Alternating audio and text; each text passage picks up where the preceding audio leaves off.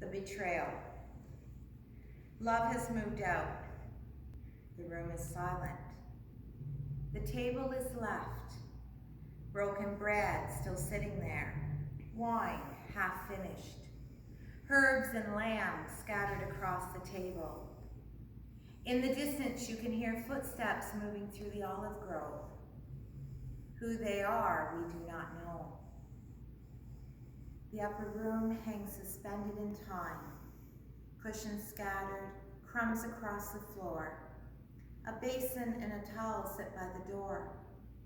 There is a rustle of leaves among the trees, a brushing of garments caught on branches, the sound of knees breaking on twigs.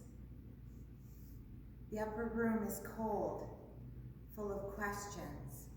The air is deep, and the smell of betrayal and panic. The accusations of unfinished stories. But something deeper is gone, gone forever. A presence, a hope. Footsteps sound their way past the house out of the city. Shadows stretch across unfinished bread and half-drunk wine. A breeze from an empty window fills the space. The crumbs roll, the tablecloth flutters as the wind moves around the emptiness of the room. A ghostly presence filling the space, a haunting love. There is a gathering of noise, shouts, and silence. From the room can be heard distant muttering. Trees capture the sounds and clasp the moment of betrayal.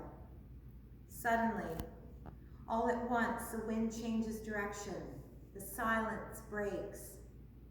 There is a cry somewhere in the city. A kiss is traced on a carpenter's cheek. It is the moment of betrayal. The night had truly arrived.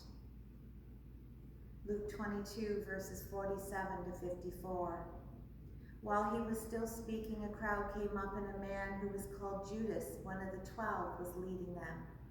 He approached Jesus to kiss him, but Jesus asked him, Judas, are you betraying the Son of Man with a kiss? When Jesus' followers saw what was going on, they said, Lord, should we strike with our swords? And one of them struck a servant of the high priest, cutting off his right ear. But Jesus answered, no more of this. And he touched the man's ear and healed it. Then Jesus said to the chief priests, the officers of the temple guard, and the elders who had come for him, I am leading a rebellion, that you have come with swords and clubs. Every day I am with you in the temple courts, and you did not lay a hand on me. But this is your hour when darkness reigns. Then seizing him, they led Jesus away and took him into the house of the high priest. Peter followed at a distance. The garden was dark. The disciples were scared.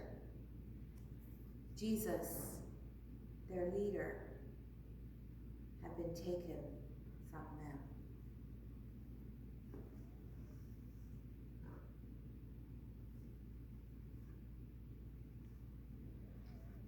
This worship is not going to end with a benediction.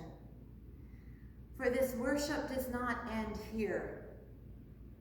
As people of faith, we know this story continues. Good Friday is not the end. It is not the day that Jesus dies with the death on the cross.